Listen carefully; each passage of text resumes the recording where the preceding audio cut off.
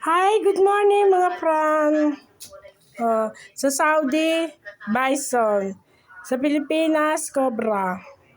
Magsasaluya tayo ng manok, kalahating kilo. Ayan ang mga sahog. Luya, sibuyas. Saka yung papaya na kinuha doon sa puno. Nagigisa tayo mga friend.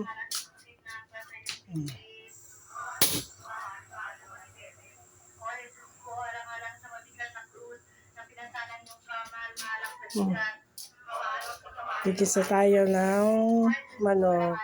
Magsasangat tayo sa luya. Ilagay natin muna yung sibuyas.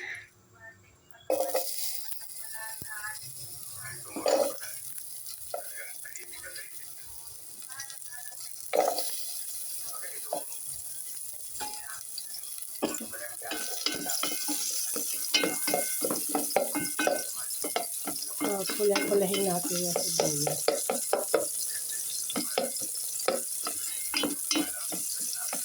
Bago natin ilagay ang luya. Magsaing na rin tayo. Hindi pa siya luto.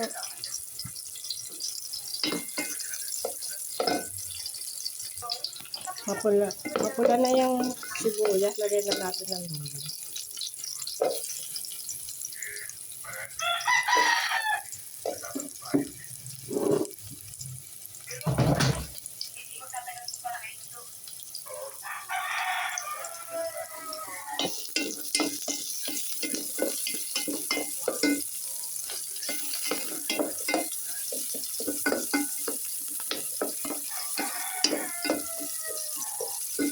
Yan. Ang problema, madalas mahuli sa pagpasok.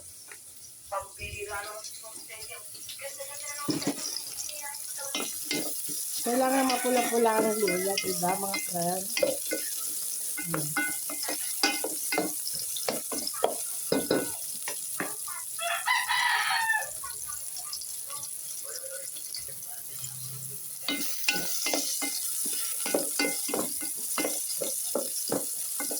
Kailangan yung luya. Para sa akin, ewan ko po sa inyo, para sa akin gusto ko mapula-pula din yung luya para malasa-lasa. Bago ko ilalagay ang manok. Hindi pa siya masyadong makapula.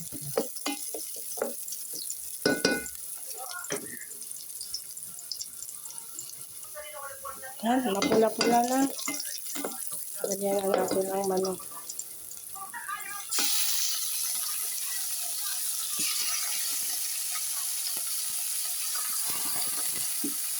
Almusal pa siguro namin yan. Dalawa lang kami nakain din.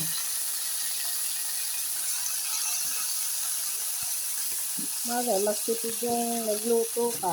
Magkano lang inaabot ng pag nagluto ka. Pag bibili ka ng lutong ulam, naku.